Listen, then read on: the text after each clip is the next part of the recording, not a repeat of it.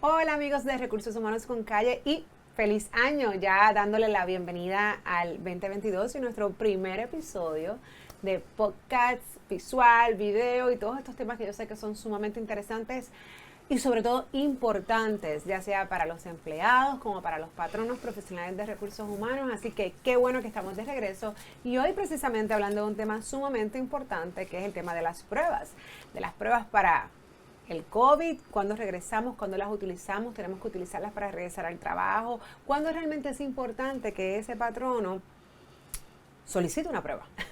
Vamos a hablar de ese tema hoy en Recursos Humanos con Calle, así que no se retiren que esto va a comenzar.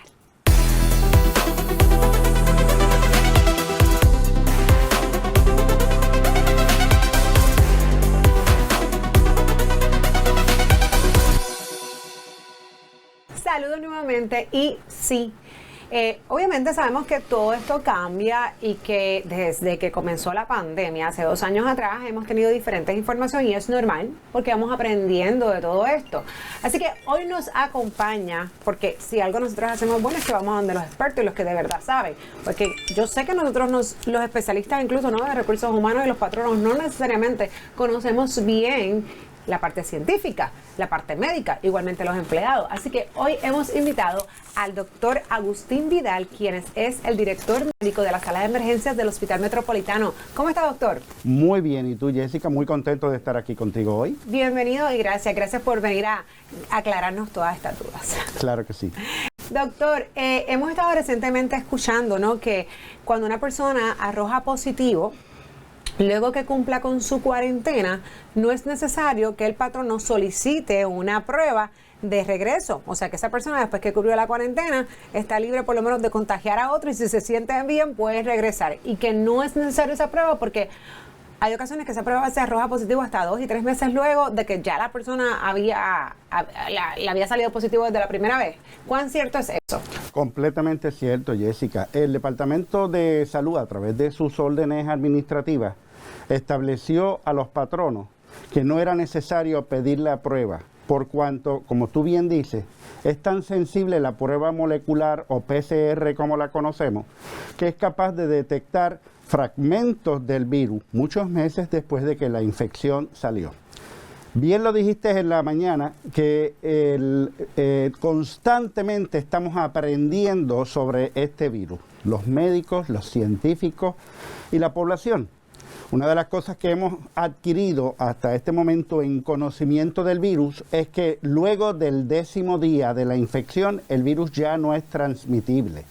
Por lo tanto, siendo que el empleado o la persona infectada ya no tenga síntomas, después del 10º día puede regresar a trabajar de una manera segura porque los datos científicos nos confirman que ya no es un riesgo de contagio para la población. Y una pregunta, doctor, y eso qué bueno que lo menciona porque hay un poquito de duda en cuando yo comienzo a contar esos 10 días de cuarentena. Es de repente porque traje la prueba y esa es la fecha que yo tengo, ¿no? Que me da esa certeza de que estás positivo, o desde que yo tengo el primer síntoma, porque muchos empleados tienen síntomas y luego se hacen la prueba y ahora para colmo que hay que esperar tanto tiempo que a lo mejor tengan los resultados, no, ya esto de las 24 horas sabemos que no está ocurriendo y a veces tardan 48 hasta 72 horas. Así que cuando yo como patrono sería responsable comenzar a contar la cuarentena, ¿desde el síntoma o desde la prueba positiva? Es algo que todavía no hemos llegado a un consenso entre la parte clínica y los científicos, porque el virus incuba en diferentes días. Se puede tomar 2 días para incubar, se puede tomar 5 días para incubar. De modo que el Departamento de Salud lo resolvió como que es a partir de que se tenga la prueba positiva o se entre en conocimiento de que la persona con síntomas esté infectada. Cabe señalar que la cuarentena también aplica para aquellos que se han expuesto a personas sospechosas o confirmadas aunque no tengan síntomas. Claro, y ahí sí es bien importante, porque en esos casos donde una persona se ha tenido una exposición directa, el patrono sí debe exigir que traiga una prueba negativa para saber que esa persona no se ha contagiado. Pero yo creo que también es importante ahora, ¿verdad?, poder explicar a las personas que nos están escuchando qué es una exposición directa. Porque sabemos que el uso de mascarilla, que los 6 pies, que los 15 minutos, ¿hasta dónde yo me debería preocupar porque tuve una exposición realmente a una persona con contagio? Recientemente el Departamento de Salud, a través de su secretario, aclaró que una exposición se iba a definir como un contacto a menos de 6 pies por más de 15 minutos, por 15 minutos o más. De modo que si estamos a menos de 6 pies por fracciones de segundo con una persona contagiada, el riesgo no es tan alto para considerarnos expuestos. De modo que exposición se define 15 minutos o más a menos de 6 pies sin protección ante una persona contagiada. Y si entonces yo tengo este caso de lo, ¿verdad?, que está ocurriendo muchísimo ahora, sabemos obviamente el alto índice de la tasa de positividad que hay en Puerto Rico, así que todos los días llega un empleado que me dice, mira, tengo contacto, tuve contacto. Esas personas, ¿qué deben de hacer? ¿Se aíslan?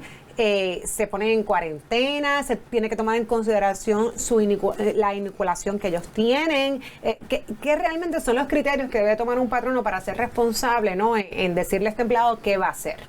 El 4 de enero el Departamento de Salud emitió una recomendación a la población general, específicamente a los patronos, para que se entienda que todo empleado que tenga síntomas o todo empleado que haya tenido una exposición, tendríamos que llevarlo a una cuarentena de mínimo 7 días.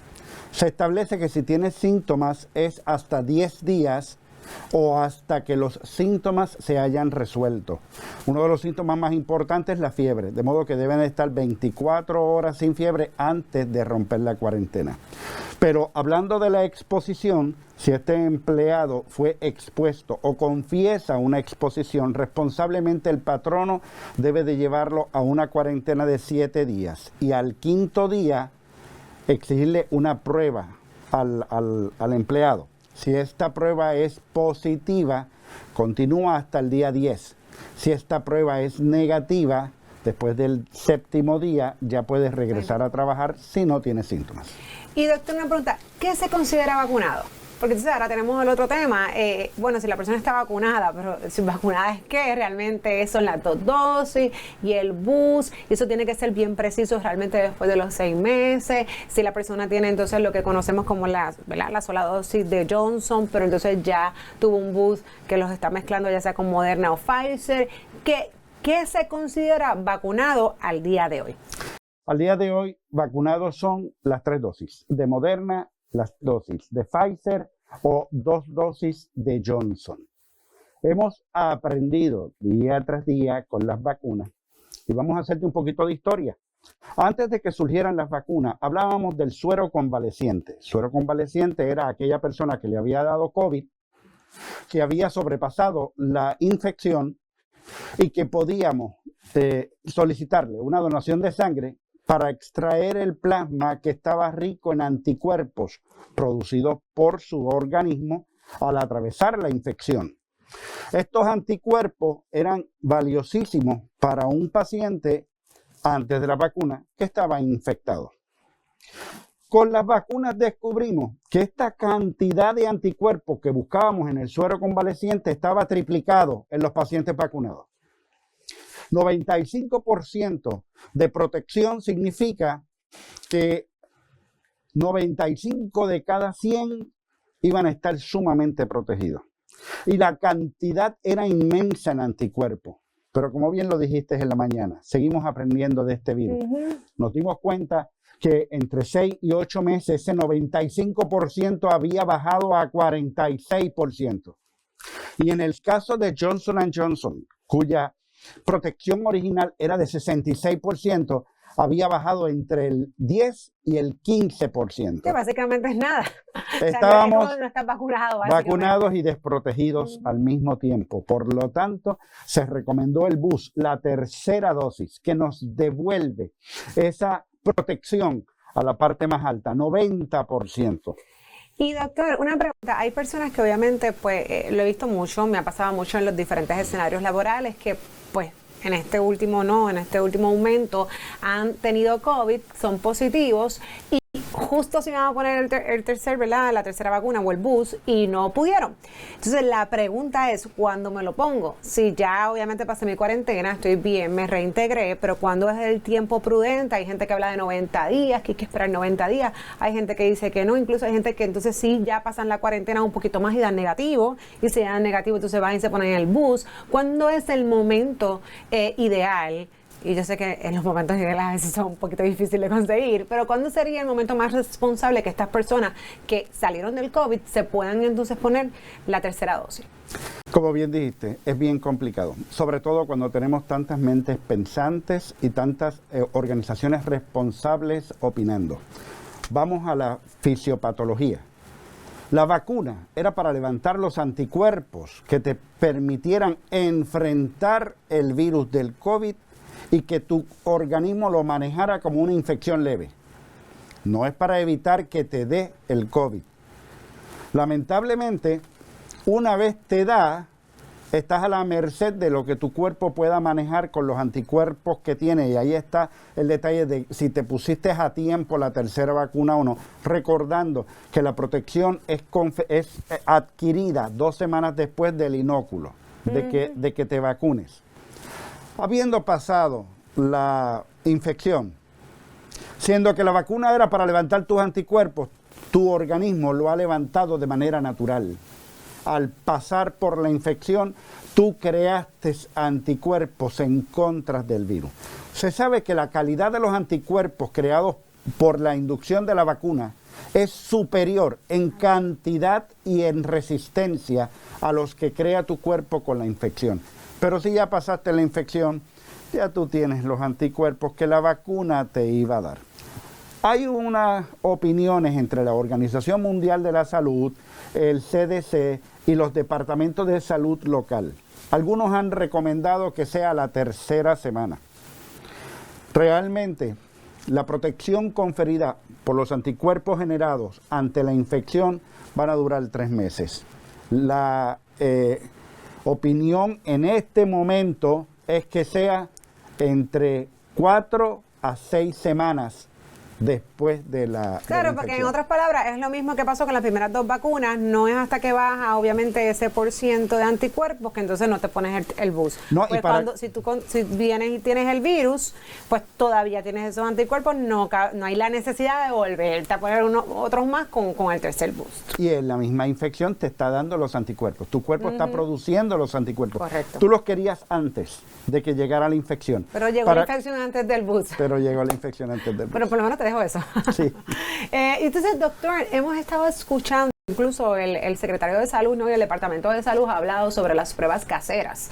La recomendación, incluso sabemos que ya también hay una página donde las personas pueden solicitar ciertas pruebas caseras de forma, ¿verdad?, gratuita o que las cubre el plan por hogar.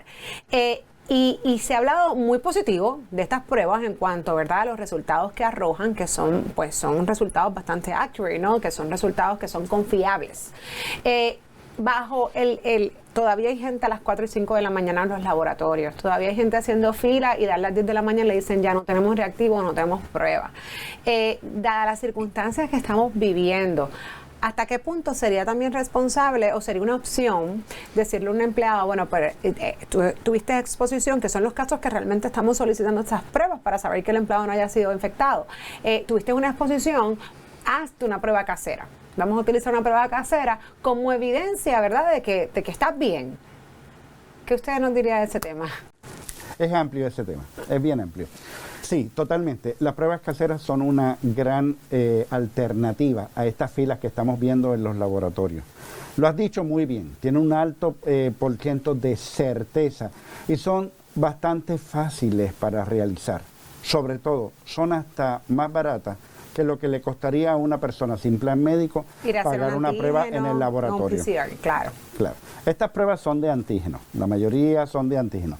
Hay una gran variedad de pruebas, de las cuales algunas han sido validadas por el Departamento de Salud y están publicadas en el Bioportal.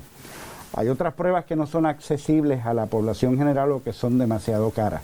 Pero las pruebas caseras o las pruebas en casa, como los han llamado, o las autopruebas, self-testing, sí, son una gran alternativa y el patrono tiene la opción de aceptarlas para sus empleados. Sin embargo, hay personas, o he escuchado, realmente el departamento del trabajo, que entonces si te haces la prueba en la casa, pero hay una forma de certificarla.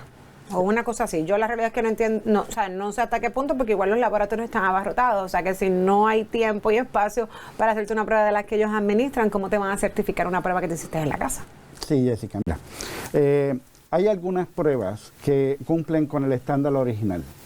E inicialmente, para hacerte una prueba casera, tenías que establecer una videoconferencia en tu teléfono, disparada por el QR code o por la dirección que tenías en las instrucciones, en donde un profesional de la salud, farmacéutico, médico o enfermera, iba a estar al otro lado de esa línea validando que hicieras la prueba correctamente, tanto en la técnica que utilizaras, como validar que eras tú la persona que estaba haciendo la prueba.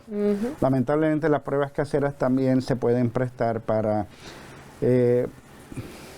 algunas mañas de la población general y lamentablemente validar que esa es la persona que se lo está haciendo hoy día con las pruebas que tenemos disponibles no es tan sencillo. Hay algunas que lo validan a través de un correo electrónico, pero te validan el resultado, no te valida que fuiste sí, la entidad de la persona realmente quien se hizo la prueba.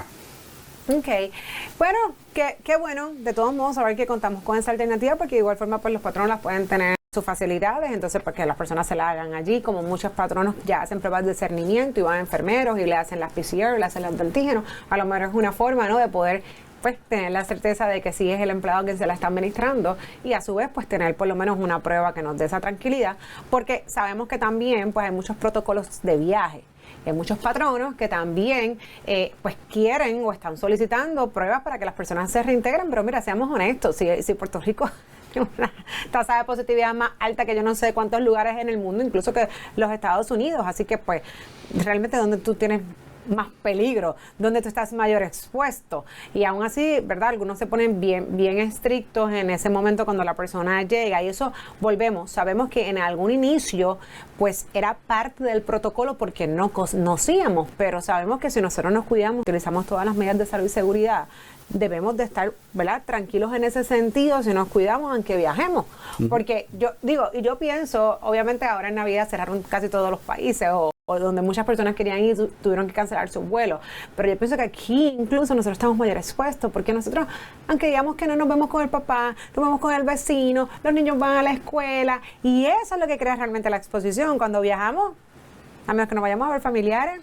está el núcleo familiar, o sea que la exposición es mucho menos. Así que yo siempre le he dicho no a los patronos que si quieren estar tranquilos, pues la alternativa es tener una prueba casera, no tener que mandar a estas personas que están llegando de viaje a hacerse pruebas, que la realidad es que no hay laboratorio. Esto está complicado. Jessica, tenemos que decir que la idiosincrasia del puertorriqueño ha demostrado una alta responsabilidad en términos del manejo de la pandemia al momento de las pruebas.